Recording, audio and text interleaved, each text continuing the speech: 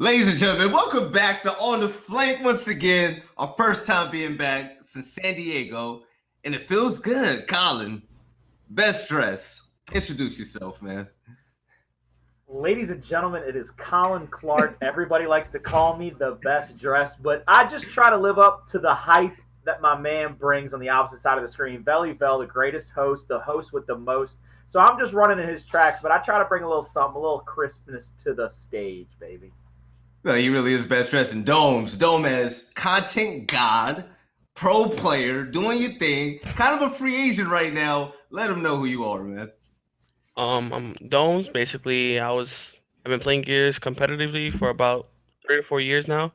Last event I was under Elevate, ended up placing eighth. Could have placed better, in my opinion. I could have done a lot better last event, but we could talk about that on the show today. If Oh, we anything, are. We're gonna yeah. talk about it definitely. But ladies and gentlemen, I want to welcome you guys back to the stream. Things look different, yes. So on the flank with UGC, behind the scenes, we've spoken to each other, we've met. I love the guy. We decided that it'll be beneficial, a better show for the people out there. So hopefully you like what we've done. Trust me, there's some sexy stuff coming up, like the transition. Don't get me started, but to start off on the first day, bye Nimbus. Colin Domes, we spoke about it before. I'm gonna be happy. I'm not with what I saw. There this Twitter, it was deleted, but there was also a tweet out there that was on Sane's Twitter, where basically he's talking, sweating tears into the scene, but it just didn't work out for him. Colin, what are your first thoughts leaving Gears? Because me personally, I feel like he is gonna pay for this more than Gears ever will. It's actually, to me, mind boggling to see an owner who got to go to the event, got interviewed by our very own, the lovely Jordan Curl, amazing floor reporter, got to get his name out there, got to get his org out there, and then got to talk about these kids and how much he loves these five kids, how he brought them together, how he helped to keep them together, how he brought them to the event. And he wanted it to feel like a family atmosphere. I think the thing that disappoints me the most is that when you talk about a family atmosphere, when the times get tough, you don't turn your back on family. And it seems like that's what happened. Is that he hit a little bump in the road, and instead of saying, you know what, let's stick together, let's use this to rally the troops, let's circle the wagons, let's protect our family first and foremost, he decided to cut bait and run. So for me, I think those five guys are going to be fine. All five of those guys, great talents, great roster. If they stick together, continue to improve, continue to play hard, they'll find a landing spot because they might fall off of this cloud that was Nimbus Gaming, but they're going to find themselves in some soft ground because that's a top 8 finish coming out of open bracket to top beat a pool team like Rays Nation. Yeah, excuse me, a top 6 finish. It was top 8 New Orleans, if I remember correctly. Top 12. But top 12. So they have performed at both tournaments they've been at. They fall off of this cloud, but I'm pretty sure they're going to find themselves the correct landing spot coming forward. I really want to see these guys stick together, stick it out, and find a new place to call home. Yeah, you know what, Domes, I feel like, to be quite honest, taking the gloves off, I have nothing but respect for Sane. I like the dude. He's a cool guy. Yeah. He fumbled. He secured the bag and then fumbled it. He dropped it. I felt like he slipped up because these opportunities come once in a while. When you have a young team full of a bunch of 16-year-olds that just placed top 6 and gave EchoFox a run for their money, and now he lost them. He slipped up. The salary wasn't going to be out of his roof. He could have held on to him for a while, and now he has nothing, and they're free to go. Well, what do you think is going to happen to those guys now, and how do you feel about this whole situation in general? So this is the problem what I have with that, right? Basically, you have Nimbus, Asane, whatever. I think his name is Danny or Daniel. Basically, what happened is Nimbus. Honestly, they all had contracts. Now, I have inside info, obviously, that they were all supposed to be getting paid. But, however, it was only one player on the team that was getting paid from Nimbus. That's one already mistake from Nimbus, the org owner. He was only paying one of their players. while on the contract stage, they were all supposed to be getting paid. There was only one player getting paid from Nimbus, which is also like that's not acceptable from no org. Like you can't just be playing one player. Like imagine EchoFox only paying powers. Like how would that org like look? Doesn't happen. Any org does not. No org pays just one player. It doesn't work. That also reminds me of the whole demo scenario when demo was the only one getting paid. I was like, gonna say that. a crap ton of money from TDC and Fire and Ice, where he was getting paid, a decent amount, and no, the players won't get in the scene. Like me personally, if I'm a teammate, I don't want to be in that spot, especially if I know like I need the money also. Like why wouldn't I get paid? Like I'll be complaining on Twitter if anything, or even like ranting, exposing the org in a way. Now here's the problem: Nimbus was ranting on Twitter, saying, "Oh, like TC is at fault here for us not being able to keep the team." When that's not the case, they're not getting a team skin due to the fact that they only have 500 followers. What is Nimbus bringing to Gears that will let them, like, oh, this might be a smart investment, or this might be a smart thing for us to do if they're not bringing anything to esports itself? The players are the ones that created the fan base by themselves by what they're doing on LAN, like showing up out of nowhere. They kind of remind me of the old Vex team, like us, a whole bunch of young kids that never been to LAN realistically, with like barely no LAN experience and placing fifth. That's the same thing we did during UE when we first like showed up to our very first event. We placed fifth. We beat Excels. We almost beat Optic. Went tiebreaker against Optic at that same event. We were up 2-0 tiebreaker and choked. You're right. Then we lost to Dream Team. We was up 3-0 against Dream Team and lost to them. So it's one of those things. It's like we choked like the same way they choked this last event recently against EchoFox, to me, in my opinion, because we was up 3-0 against Dream Team. We lost. They were up 6-3 against EchoFox. They could have beaten EchoFox easily first map. A few mistakes cost them that first map, which to me led to the second map loss. That's like a whole momentum shift from being up 6-3 out of nowhere and just knowing that they're beating the shit out of you round to round to round, making you choke. When you're supposed to be winning the six, like they could have closed that game 7-5, I believe, when I watched. But they potentially they could have been a top 14. They could have been a top 14. The thing about the weapon skin, the thing about the weapon skin, it's like, come on, man. When you start a business, like Nimbus is not after you sell your first product, you can't go off saying, "Oh, we're gonna make $1 million this year off of sales revenue." But like, all right, you got a top 6, cool. You have a rising popular team, great. You don't throw TC under the bus and say they didn't support you because you didn't get a weapon skin. All right. So the teams that have weapon skins right now, major orgs or orgs that has been there and supported the community and they have a fan base. Elevate deserves a weapon skin. EchoFox deserves a weapon skin, obviously. But even when you look at Fire and Ice didn't just get top 6 once and then left. Yeah. Fire and Ice got top 6 and had an extremely popular girls team, has a top 2 Mexican team, and even had the likes of Demo in them. So when you get top 6, use that momentum to build on that. You get your weapon skin, you make your money. That's when you make your money. And then you keep going from there. You don't just get mad, quit, leave TC, drop your team. You had a golden goose, and you killed it. Yeah, because people make a team like the Nimbus players, like they finesse them or something. Yeah, go ahead. I'll let you talk, man. Go ahead. I just wanted to say the worst thing to go into the negotiation room is with a false sense of security. He thought 2 good finishes gave him the security to be able to strong arm a demand here or there. And you cannot, under any circumstance, go in to a negotiating table and ever think anything is owed to you. You have to continuously prove it over and over again that everything you get is everything you deserve, and everything you're wanting and asking for is just basically the icing on the cake, because you got to make sure that you're this establishment at some point. I think he might have jumped the gun a little bit. I know there was a lot of tweets. I know that there was a lot of people trying to ask him or trying to push him into the idea that he needs to get weapon skins immediately. They would have looked cool. It would have been good. That team would have loved it. They'd all rocked it. It would have been a nice story, but it wasn't time yet.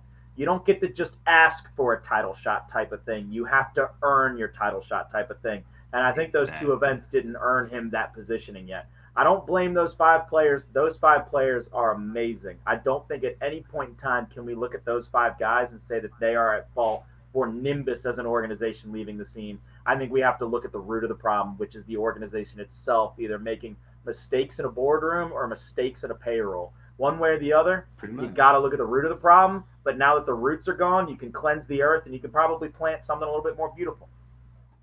And you know what, Domes? Even when it came to salary, one guy getting paid, I mean, 300. Like, you know, keep them under contract. They're young. Keep them until Gears 5. Don't expect anything, honestly, until Gears 5, in my opinion, with that roster.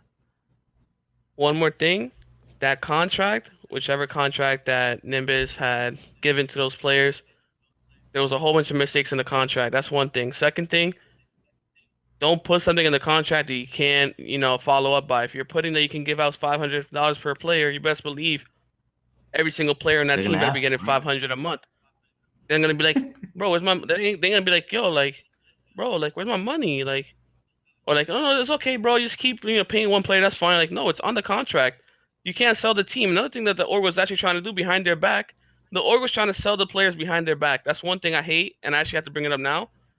Saying he was trying to sell the team. The team was, that's not something you want to do. You can't just sell a team and not let them all agree on who they want to go to. Like, give them the options. Like, yo, like, they want to go to this team, and that team. Second thing, they didn't even have a buyout in the contract, which is also not a smart thing. He should have put a buyout on the contract, a buyout clause, something in the contract that could have, Okay. You know what, Domes? Like, there's two ways. So what you just said, talking about selling a team. If you want to sell a team, you obviously don't care about longevity in the scene. You don't care about it. Yeah. You want to get your money and split. You made your investment and you're ready to sell. Your Bitcoin is high. Am I right, Colin? Right. Bitcoin is high. Well, you got to strike when iron's hot sometimes, all right? Exactly. So in that sense, no, you don't care who they really want unless you're really cool with the guys and they're respecting. Like, you guys had a respectful relationship. From what I've heard, it didn't seem that way. So with that being said, you sell them to the highest bidder, get what you need and go. But what happened, they're gone for free now. So now he has nothing to gain from it. Like, that's nothing. So that's pretty much it. No. Honestly, there's really nothing else I have to say about this. He secured the bag. He fumbled it. Nothing to show for it. That weapon skin dream is now gone. And it's just like, the guys are going to prosper wherever they go. They're going to prosper because all those kids, like, that's a future top 3 team. They're going to be the next up. I actually think the roster is talented. I'm not gonna lie to you. Like, I truly believe everybody on that roster is talented. Even Jeff. People have been saying drop Jeff. Realistically, like, he didn't play that bad last event from what I saw. Like, he actually played pretty good against us. Wasn't Jeff also kind of like their player coach? Like their leader / captain? Yeah, he made a lot of the shot calls. He made a lot of the in-game adjustments that they had to make, especially against Fable on Saturday night. They were getting tortured by DeFazio, who is an amazing IGL. He was coming up with strats to actually counter Domez and counter force when they were in their initial fights, and Jeff was actually calming everybody down, making the correct play call. So I think that's a silly situation. People on the outside looking in can't even begin to understand how much he does for that team. One good thing about that roster, and I'm gonna say this now, I always I wish I've had this. There's 2 teammates on that team who are basically family members. Jeff and Forsen are like uncles and cousins, something like that. They're both related. So having that like team bond, it kind of reminds me of Pristini and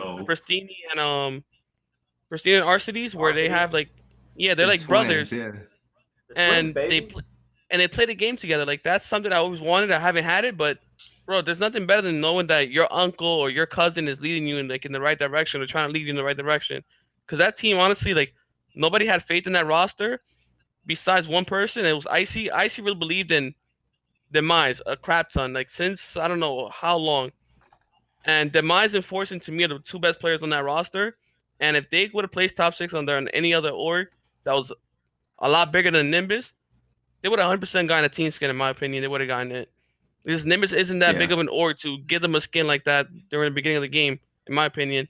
So, and it took Fire and Ice a while. Fire and Ice grinded. They grinded. Fire and Ice actually donated to community series. Like, they put money in people's streams. They gave $2,500 in prize to people in the community in 1v1 tournaments. They had the most popular female team. They had pro teams, the number 2 team in Mexico. So Friday Night's grinded for that. All in all I have to say is if you're an org coming into Gears, don't expect weapon skin off the bat.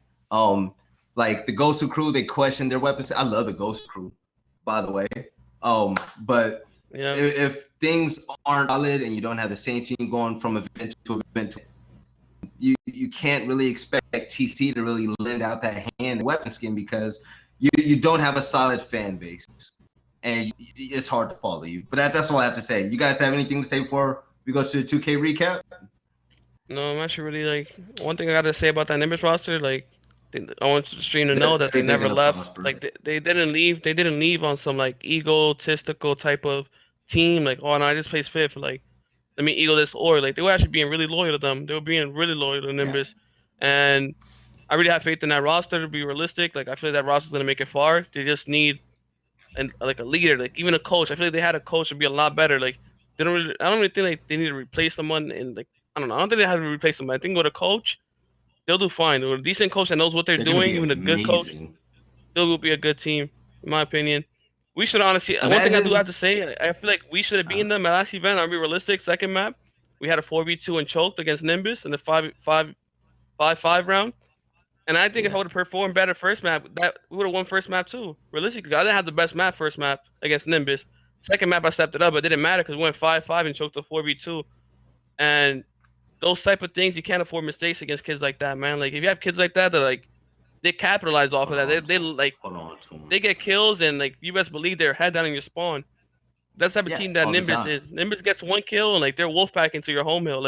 It might not be the smartest push, organized push, but their individual skill helps them. Forsen has an incredible torque ball, best torque ball I've ever seen in my my whole life. I haven't seen like that. Reminds me of Speedy. I think he's even better than Speedy with the torque ball, if not at the same level as Speedy with the torque ball, which is something that I would never even said. Insane torque ball, and Domez is just one of the best shotgun players I've seen on that roster, to be honest. Domez and Force definitely are something to reckon with. Toddy is a really good, support player. You got Jeff. Jeff gets a lot of downs per game. He doesn't get the credit he deserves. He always has a Lancer out. He might not be the best player, but he's one of those players that sit back with a Lancer and cross it for his teammates, allowing them to get those sneaky kills.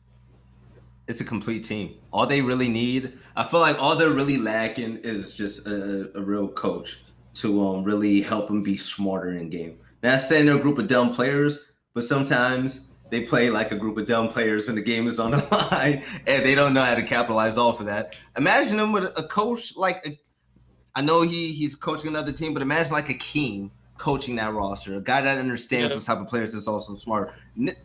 Those group of guys are going to go far. They're going to be a top 3 team. They're going to place top 3 before the end of the season, hopefully. And they're going to prosper. But, I mean, that's it for me. But, Colin, 2K recap, baby.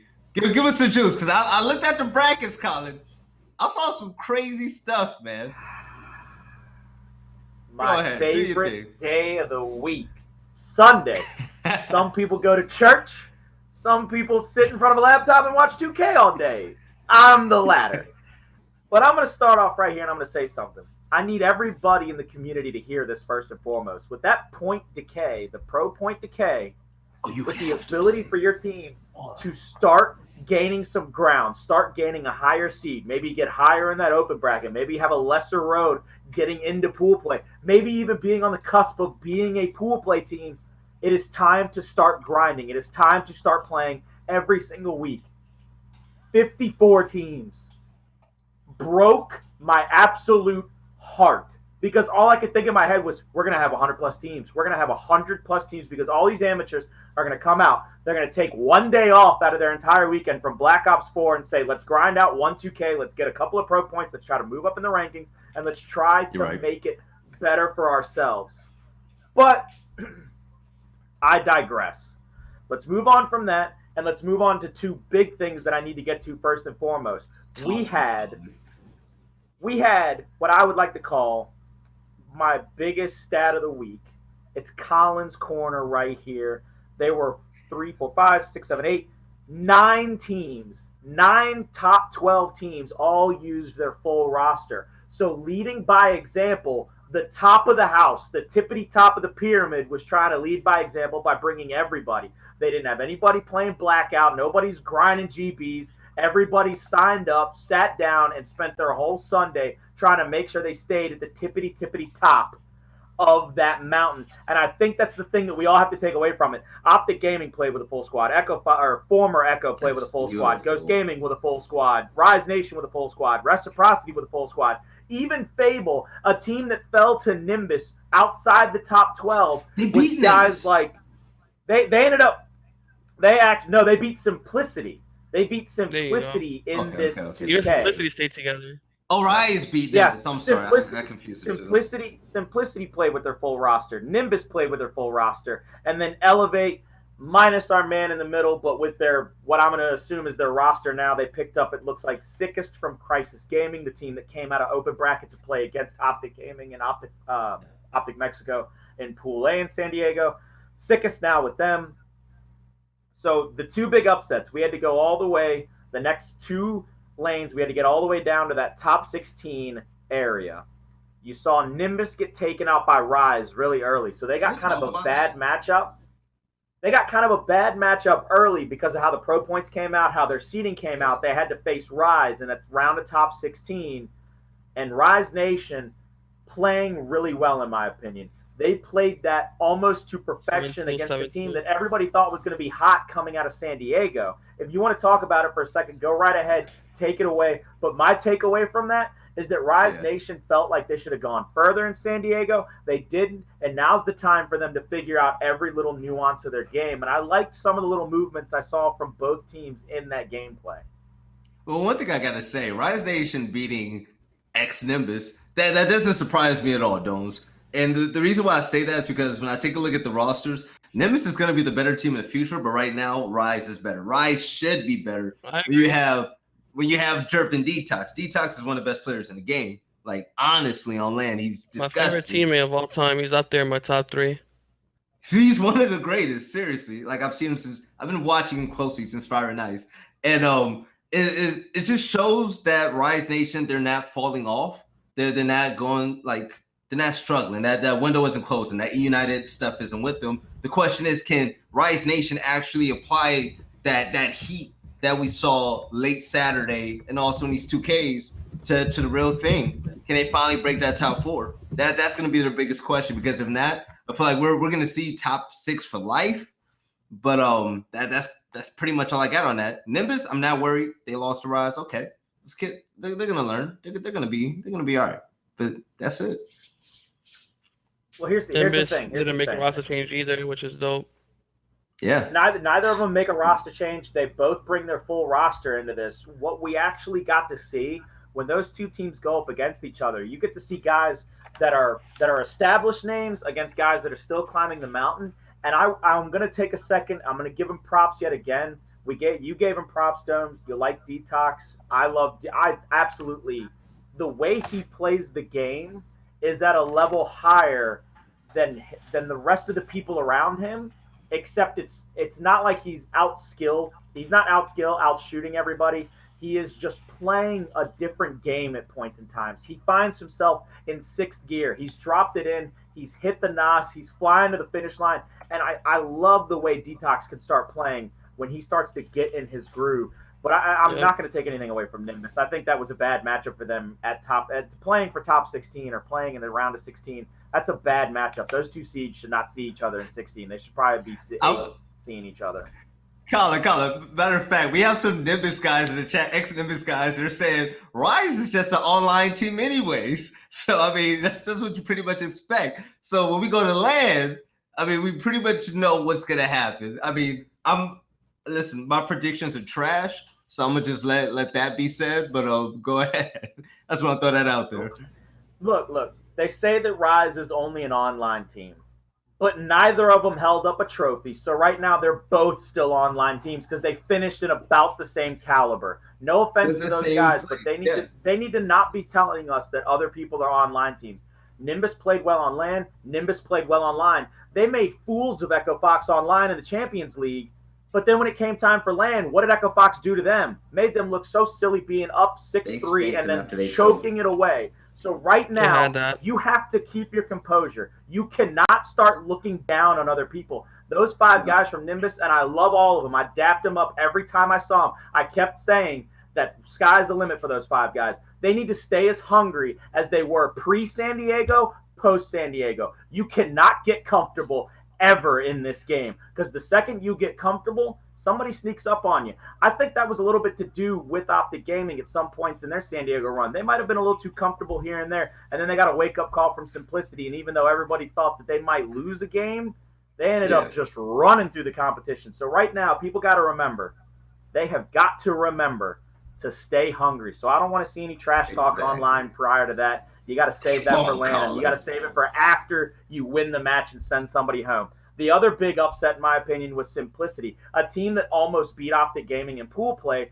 in the round of 16 going against a team like Fable. Fable knocked out by Nimbus in San Diego. But Fable here online with DeFazio, a great leader, playing again with Exhausted, Rep Solid. It's that 5 guys. And they end up beating Simplicity. They take out a fully armed Simplicity, baring their teeth. I said it. Not sure what goes on with that team. Every time I want to believe in Simplicity, something happens, and I'm like, I love Sneak, I love Toy Soldier. I'm just not sure what's going to get them over, I believe, a mental hump, because I don't know what it is that their gameplay stops them. I mean, you saw it. They wasted 2 booms on a single summons, and then summons gets a chunk in middle control room, and the round falls apart. So I think for them, it's more of a mental block than it is an actual gun skill block. Exclusive can play out of his mind. Toy Soldier can play out of his mind. Sneaky. So it's for me.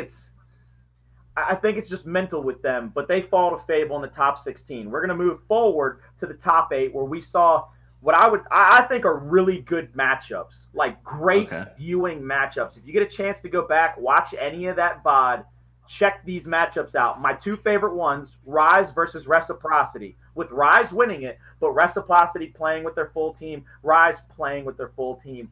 Those 10 guys, they could play 100 games in a row. I'd watch all 100. I don't care how many hours it would take out of me. They play the game the way it's meant to be played, and they play it hard and fast against one another, and I think that's the best thing about the way that they play against one another. Next, you've got Echo. They play Fable. They take care of that. They take care of work right there. Ghost Gaming goes against Elevate. Ghost Gaming does what it's supposed to do. And then the other top 8 game, Optic Gaming played, I think the nickname I want to give them is World's Best List, because Clout's God Plays and Blast.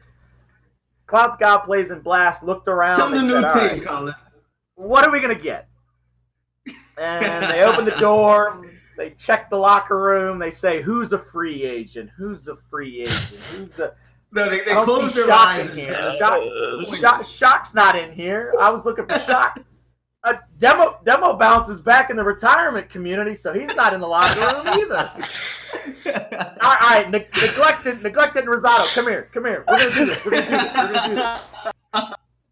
So Clouts, God Plays, Blast. They pick up Neglected and Rosado, and they make it the top 8 right here. Hey, right here. This is what you're getting. They made it, baby. They made it. But they fall to the Kings of Gears of War.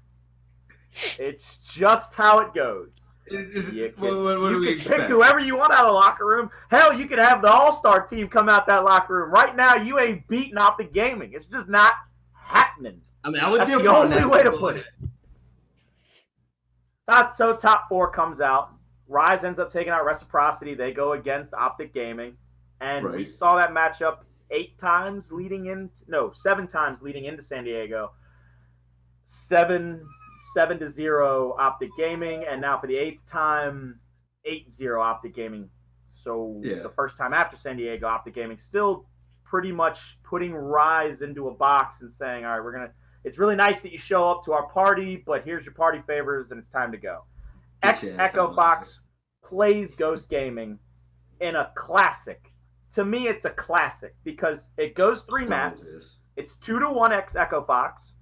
Dam is 7-5 with a wipe in a 6-5 round. EchoFox gets wiped.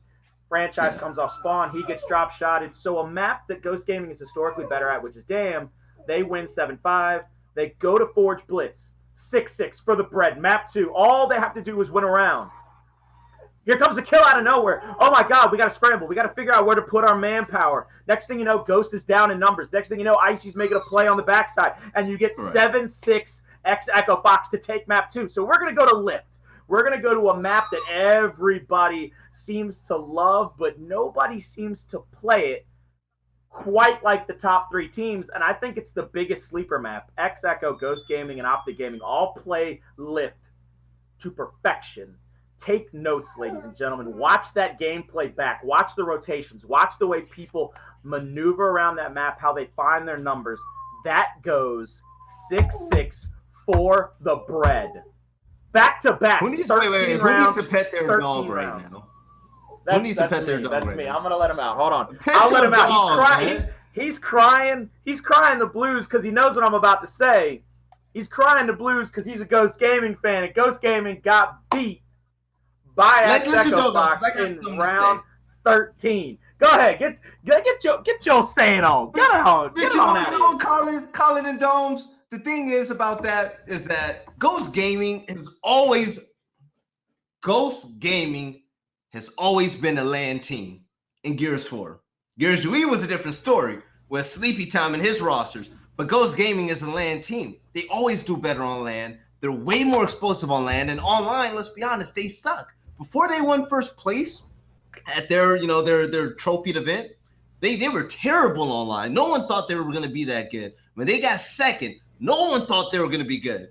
But you know what? They're never always in the finals against Optic Gaming because EchoFox always beats them. But then look what happened last time Ghost and EchoFox played the last few events. You know what I'm saying? Ghost Gaming, they've always been there. So when it comes to that, the fact that it was that close and Ghost Gaming is never really an online team. Hold on. Last few events, what happened in New Orleans? Last few events, what happened in New Orleans last time? Ghost and played online. Let's get recent, Colin. Let's get recent. They didn't have a chance to play last event because EchoFox decided to crack the bet against Space Station. Wait. You said they didn't have a chance to play last event? Not to be sent home. Yes, Ghost Gaming sent them to losers bracket. I understand that. It became a best of 5. So good. What was the map count? It was bad. That was what the map count was. Okay. It was bad. All right. So EchoFox won. That's good for them. I'm still feeling like, we all root for EchoFox to win, but we're not getting that. And last event, it wasn't EchoFox. It's not who we saw. They weren't at. The one thing about EchoFox that was really weird last event, they weren't as explosive as we expected. Yeah, we hyped up the kill count, the power stat, the young god, but people were saying, do they rely heavily on powers? Like, are they not getting along together? Like, what's happening? Like, they just don't look like their usual selves. EchoFox still has issues to fix out, in my opinion, before we can really root for them to win again. I do think that, for example, I think Ghost and Echo, I feel like Echo does rely on powers in a way. Now, what I mean by that, he's like their main slayer. So it's like Speedy and Rushies. Realistically, like Speedy and Rushies are having a bad game. They're not really I don't think Ghost is winning when Rushies and Speedy are playing bad. Like their main slayers, they're the ones going around the map. Speedy's the one that's, I guess, the most consistent on that team, realistically, on paper. But Rushies and Speedy are basically the duo, right? Then you have Echo, where who's really Powers' duo? Powers is when Powers is going off, he's going off. For example, tiebreaker against Ghost, he had 35 kills, 18 downs, and 20 deaths. He was leading the scoreboard. The person closest to him, I think, had like 25 kills on his team. So Powers is going off that tiebreaker map against Ghost. It's like a good example. And they won 7-6. Could that Ghost have won that round? Dennis lagged also while he was going for a kill, but the whole lobby lagged. Where Dennis downed Icy on their L, and he wasn't able to get the kill. So as he chunked Icy on the floor, all the blood splattered, and he got down, but he never got chunked because the lobby lagged.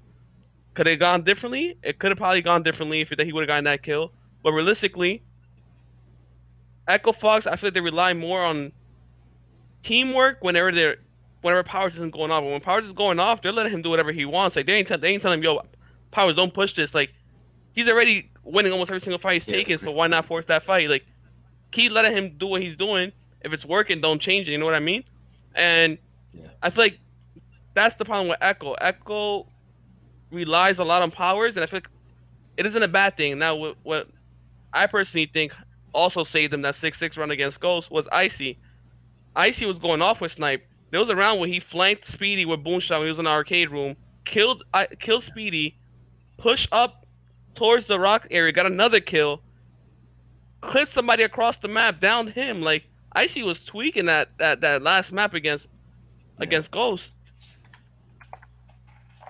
But I do feel like that roster, Echo, I don't think Echo's that bad, to be honest. I think Echo's actually pretty, like, I think Echo's still a top 4, top 3, even top 2 team right now. The only thing I feel like would make them like that number 1 team, I guess, like, realistically, is if they're all going off in all cylinders. Like, Icy's going off, Kenny's going off. You can't really have anybody really having a bad game, because Optic, if you watch any of their matches, usually they're all going off. It's not like anybody on that team's dropping 40 kills recently. I haven't seen that happen from Optic, where one person is dropping 40 kills. Last Optic team that they had, Mental used to always go off for them. Mental on the last team before the roster change, Mental was the one dropping 40, 50 kills.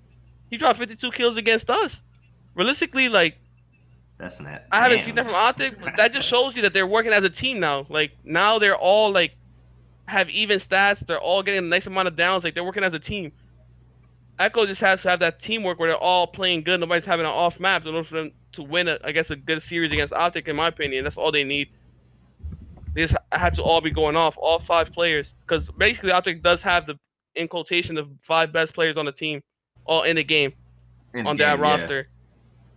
Yeah, everybody considered Praise the best player in the game. Everybody considered Solars one of the best players in the game. Summons, Mental, Explosive. Explosive doesn't talk. I promise you that team isn't winning. If he literally just like tapes his mouth, like it's not the same Optic. Explosive dies. It's not. Explosive dies. That team is not going to be the same. He's calling out to the person that just died. Also telling him where to go for the guy that just spawns up. Where to go after respawn. And they say they get a 2-piece on Optic. Explosive and I don't know. Summons get chunked. Explosive is guiding the 3 people that are still alive, plus the teammate that's dead with him, telling him where to go after he spawns up. Like there's not a team that I don't know. I feel like there's a lot of teams that do that. Like, I don't think there's a lot of teams that have that person that guides you throughout the entire game, every single play. Like, yo, he'll tell you when to breathe and all that. Like, there's not that many captains like that. Time out. Kyle just posted in the chat. He said, "I'll give you guys some insight. It's as simple as this. We're the most negative team in the game. You guys don't even know. We have 4 people that are very opinionated." Looking at the roster, yeah, I definitely see that. And we clashed a lot in practice, and practice leading up to the last event was horrendous. And we're positive, like we were in NOLA, you'll see better results. The question is, when will that come? I agree with that. Colin, can we say that this jobless team has more fire under him now? Yeah, it might be small, but we see them streaming, 6, 7, even 13 hours a day. We see them actually beating Ghost Gaming. That's still actually good, even though it's online. Can we see more from EchoFox leading up to this? What do you want to see happen with this team? Close this out. I want to see this team going all the way into this invitational, because there's no way, I don't give a shit who is signing the checks for them. They're going to get invited to the invitational. They're 5 of the probably 10, 15 best players in the world. Everybody's going to argue about their top 10 list, but at the end of the day, those 5 guys are going to get taken in a dodgeball style matchup where you're just picking on the blacktop. They're going to get taken way earlier than most of the people you think are better than them. But I'm going to say this. That team needs this more than anything else. It's like Kyle said, it's not necessarily positivity, because that team, they might be very negative, but they feed off of something. They feed off of the rage that they feel about losing. That team hates losing more than they really like winning at times. Like, you see them win, they kind of get up. It's about business as normal. They might, but when they've lost a round or 2 and then they win the next round, they're ready to get up, talk all that smack, get in somebody's face. They need to learn to channel that. They need to learn to channel that rage more. They need to look at each other and say, "Look, guys, we got to figure out how to channel what we hate, which is losing, into positivity, into wanting to win more." I think Kyle is probably their best bet to stand up at some point and make the rest of that team see the bigger picture. because Kyle's a great human. He's got a great personality, and he has every reason in the world to win. He has more reason in the world to win than anybody else. He has the best story and God, I pray to the heavens above, he gets everybody wants Kyle he gets a ring. So I think Kyle, and if I'm gonna have to put it on his shoulders, I want to see him take more of the emotional leadership standpoint. Keep these guys hype, keep these guys up, keep them loving one another. If somebody makes a mistake, even if he has to take the blame, even if it's not his fault, bring the focus on him, because Kyle does better than anybody else, gets the focus on him, and people think that he's not that big and bad, but he's one of the people that helped lead that comeback against Nimbus. He dodged 3 drop shots at a Martha and then got a 2-piece on the home hill.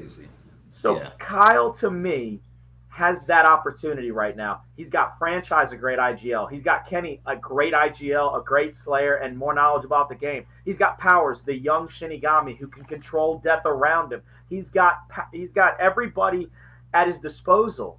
Icy Kenny, Kyle, Fran. It's a match made in heaven for him to stand up and say, let me be the guy that gets the emotions right, gets the emotions going the correct direction. It's going to sound cheesy, but it's the power of positivity, and I don't want to see anything out of him other than getting the other 4 guys up and hype, getting the other 4 guys on the same page so that they can continue to move forward and make it right.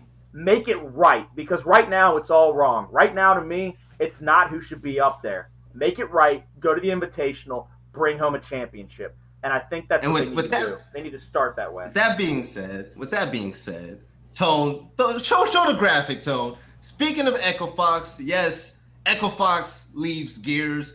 Looking at Kenny's tweet, today is a bad day. EchoFox decided to leave the Gears scene. We want to thank them for everything they've done for Gears over the past 2 years. We still need an organization for the remainder of the season, and they're keeping their same roster. So with that being said, we have a legit top 4 team. Top 2 if they get their act together, but a legit top 4 team looking for an org. Are they an attractive team to pick up? Yes. Do they need to continue the streaming and just being more present on social media and Twitch and possibly YouTube, just creating a fan base? Yes, even more. And take a look at what EchoFox did. EchoFox dropped not only their Gears team, but they dropped their Call of Duty team. No shade, but the Call of Duty team, I believe they placed top 4 maybe twice all of 2018. And the Gears team, they struggled a little bit. And I feel like esports is a growing thing. UGC knows it. And it got to a place where money was thrown places. A lot of money was thrown places, and shit was sweet for a little bit. And then when you sit back and you say, we're investing a lot of money in all these teams and players in Street Fighter, Gears, and Call of Duty, but what are we getting back? It's not coming back to us. We need to make some cuts. I feel like that's what happened. Do I have the answer? No. But if you take a look at who they cut and who they kept, it kind of gives you an idea. They kept Justin Wall. Heavy. He has 27K subscribers over, he has a crazy amount of followers on Twitter. And he's a legend. He's a living legend. His fan base is stupid. He can sell products. He can make an investor smile at you. You take a look at Sonic Fox, best FGC player of all time. There you have it. And then you take a look at the Gears team. Not throwing shade at them, but they've gone through some struggles recently, and I know that they have a hefty salary. So it's just they looked at it as a business, and that should show people in the scene.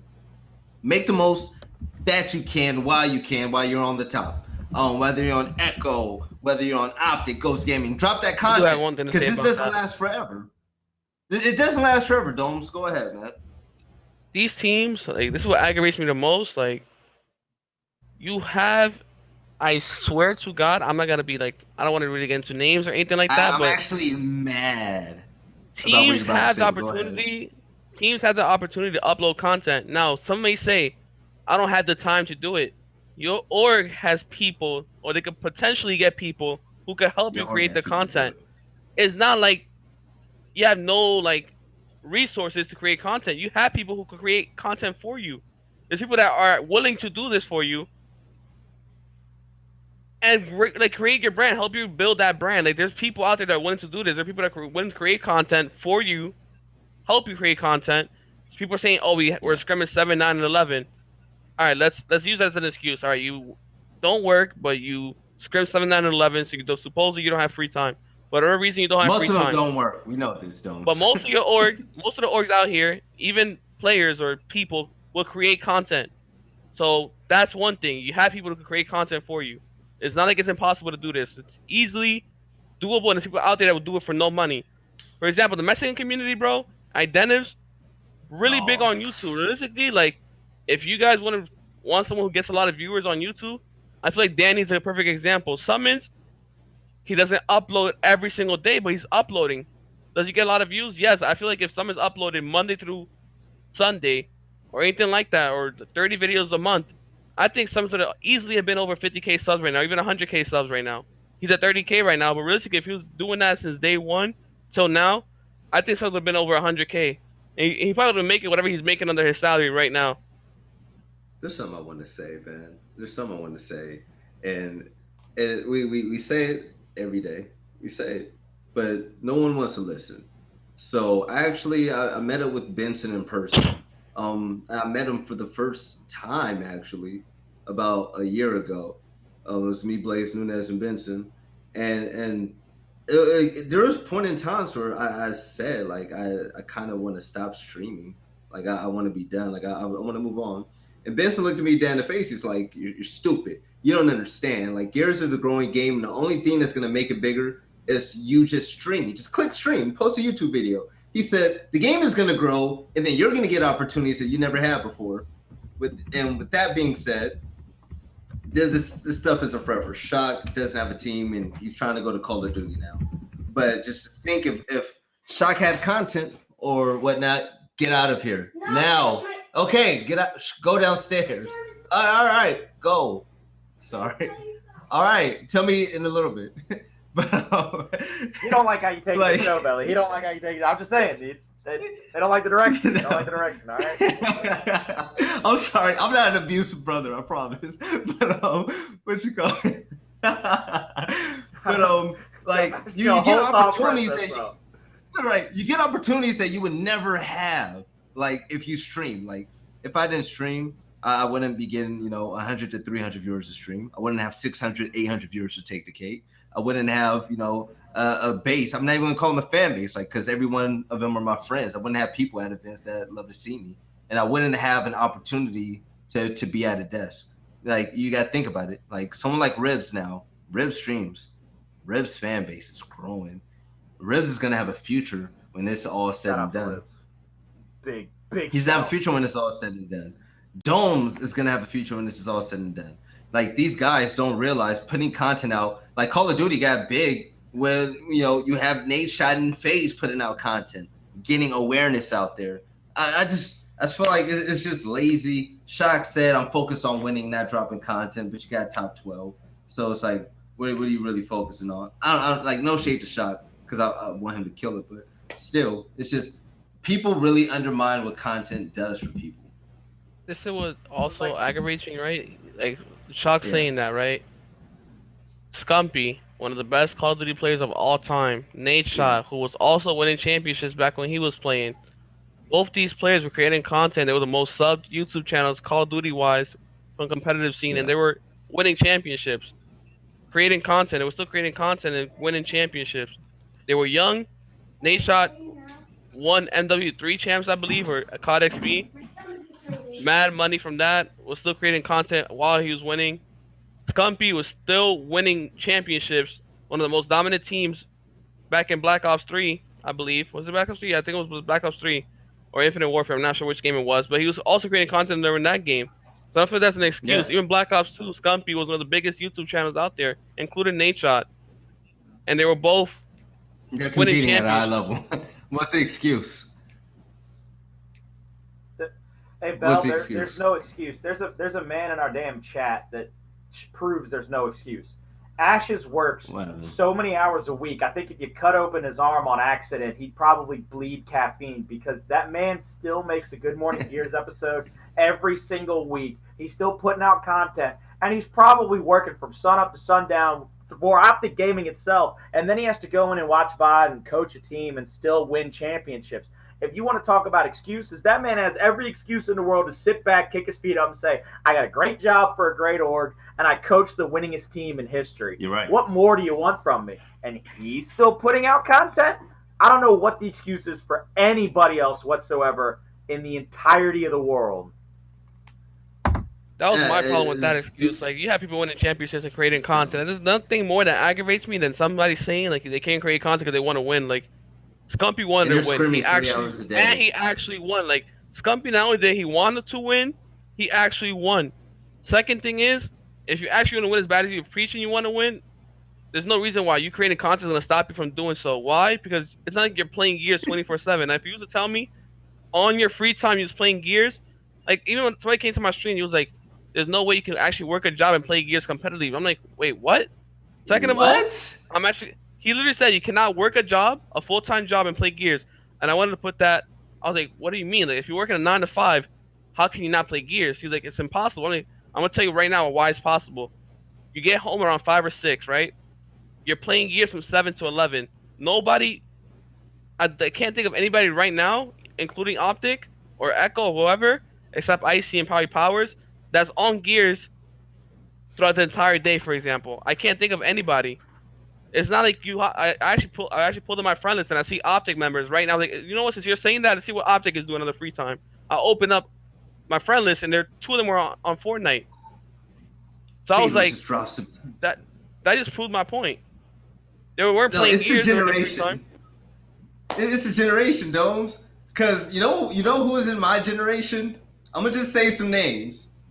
Camille's, CDN, High Distortion. Well, they did content all the time. Nick Merckx, they did content all the time. Where they at? We're talking about 6 figures each month for every single one of them. So if you say we played, you know what's funny?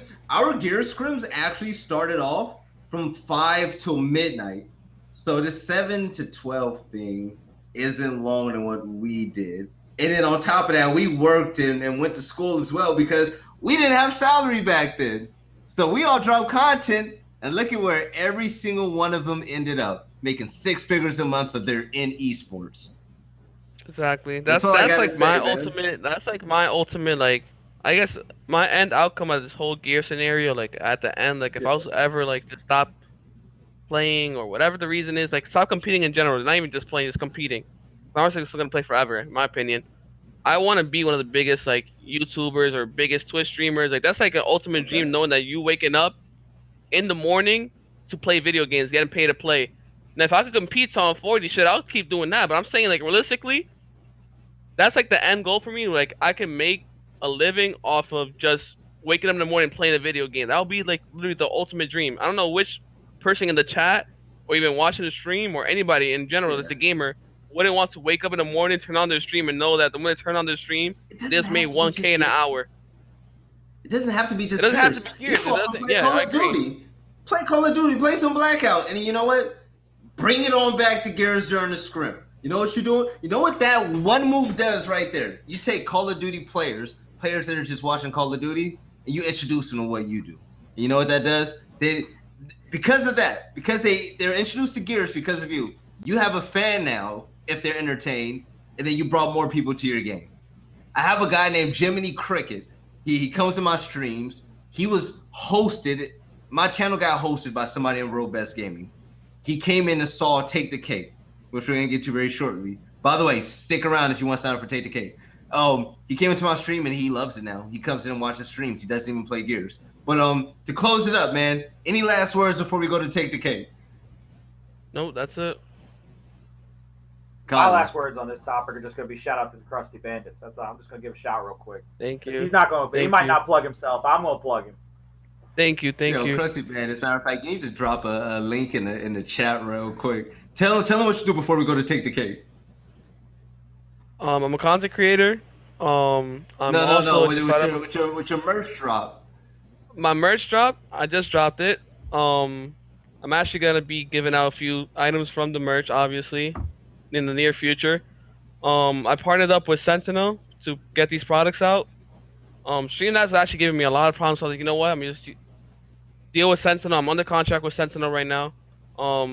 I'm thinking about doing like a seasonal thing where I just push out products, different type of themes and whatnot. I'm also having my personal logo made, which is also gonna be, I guess, as like a merch. Put it in my merch store basically. I just want to use it to brand myself because I don't really have a logo made for myself, like an actual logo that represents domes. Like that's something that I don't have right now, which is being worked on.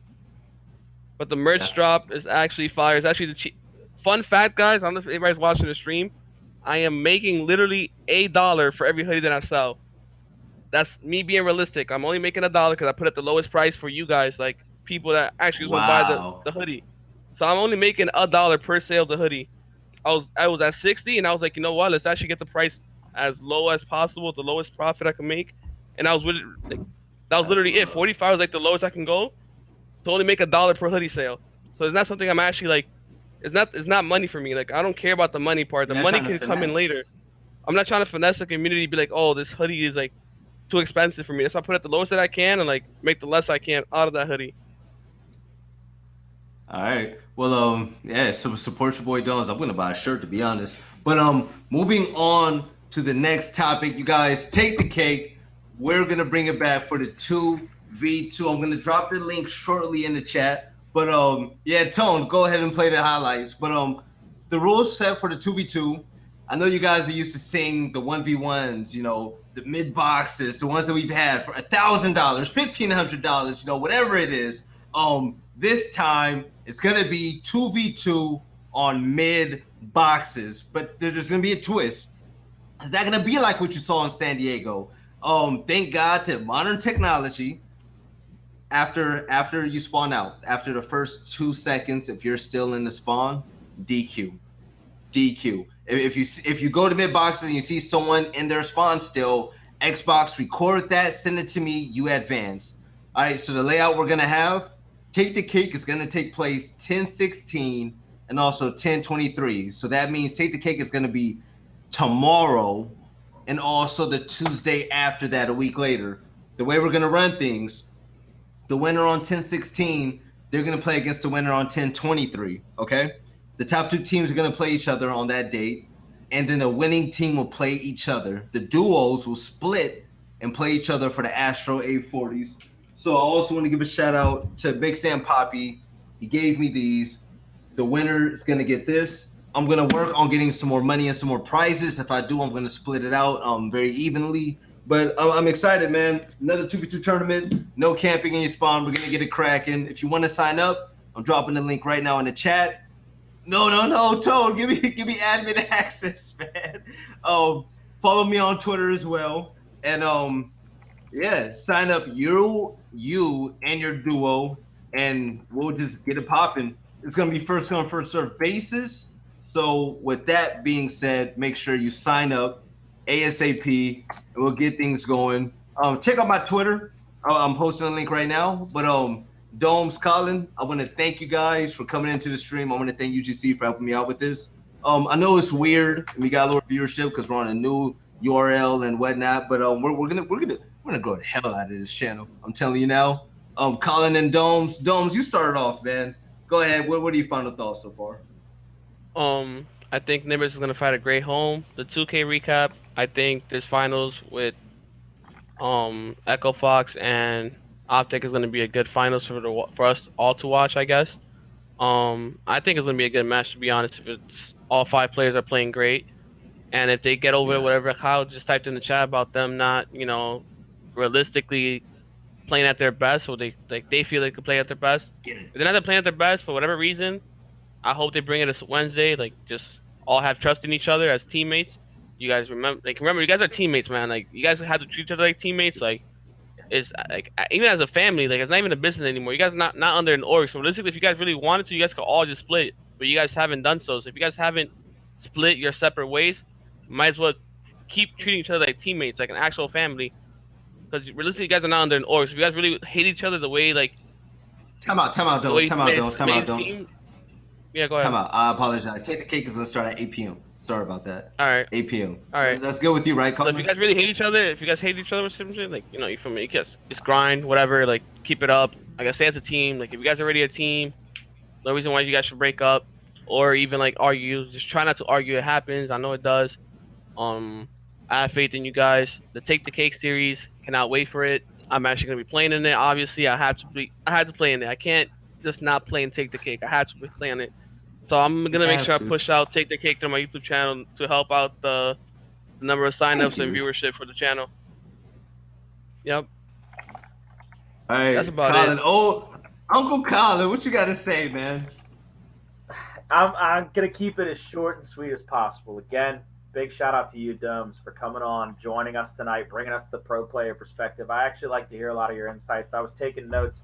I actually saw somebody ask why I keep a pen on me. It's because I keep my little black notebook in front of me so that if I hear something that I haven't maybe thought of yet, I write it down. I take a note of it. I try to watch for that next time. So big shout out to you, man, bringing the insight, bringing the knowledge. I love to hear it.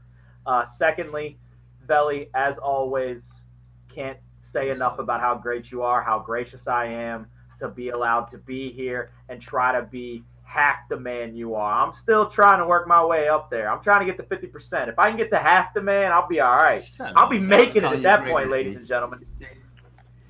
But last but not least, at this point, people need to take note. The Pro Point Decay is real. You can get on the grind. You can play every single week, and you can possibly make it. All you have to do is be willing to play, ladies and gentlemen. You have to be willing to pick up the sticks, stop flapping your gums, and put words into action. I can't wait for Fight Night. I can't wait for Optic Gaming versus Jobless, aka EchoFox. I think it's going to be a great matchup, and I think it's going to be a matchup we're going to see a lot going forward. But I think Ghost Gaming is going to have something to say about it here and there. It's going to be a bumpy road. The Invitational's just around the corner.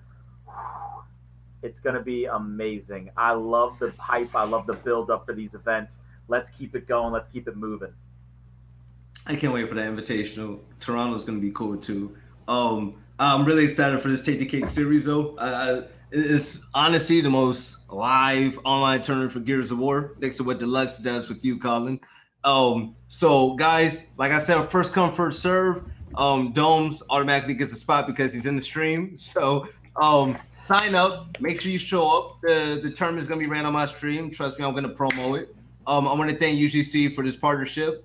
The transitions were sexy. Other than that, guys, just continue supporting your game, your community, and keep doing your thing. All right. Other than that, yeah, you guys are beautiful. Thanks for coming by, and that's it. On the flank, we're out. Thanks again, Tone.